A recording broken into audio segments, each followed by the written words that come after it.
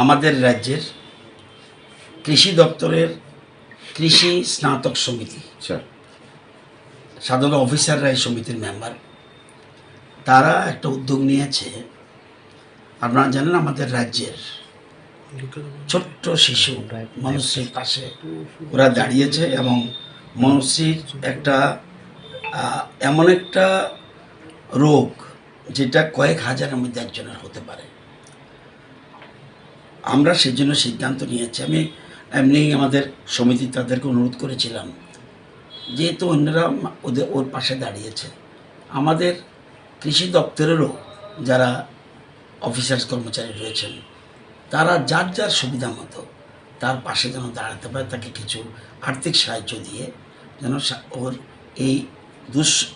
এই সময়ে তার পাশে দাঁড়াতে পারে, সেজন্য আবেদন করেছিলাম।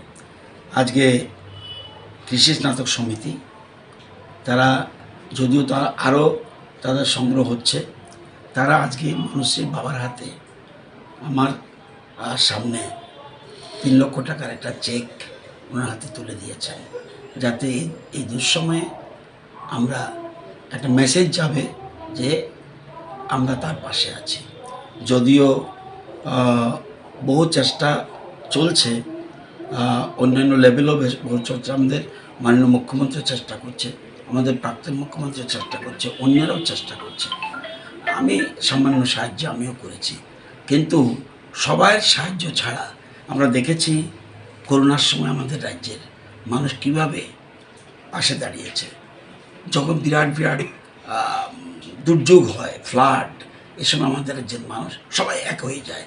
তো আমি সবাইকে অ্যাপিল করব আরও বেশি করে যাতে তার সবাই সাহায্যের হাত বাড়ায়, এটাই আমি অনুরোধ করব।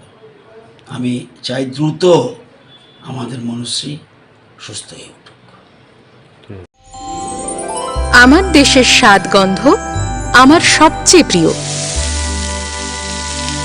আমার জয় যেমন দেশের জয়, দেশের আনন্দ মানে আমার আনন্দ। লংতরাইয়ের গুঁড়ো মশলা হোক বা সর্ষের তেল, আমার দেশের প্রোডাক্ট। আর সেই লংতরাই দিয়ে রান্না যখন খাই তখন পাই দেশের স্বাদের আনন্দ। সবার সাথে সেই স্বাদের আনন্দ ভাগ করে নেবার মজাই আলাদা। দেশের স্বাদের আনন্দ লংতরাই। লংতরাই রান্নায়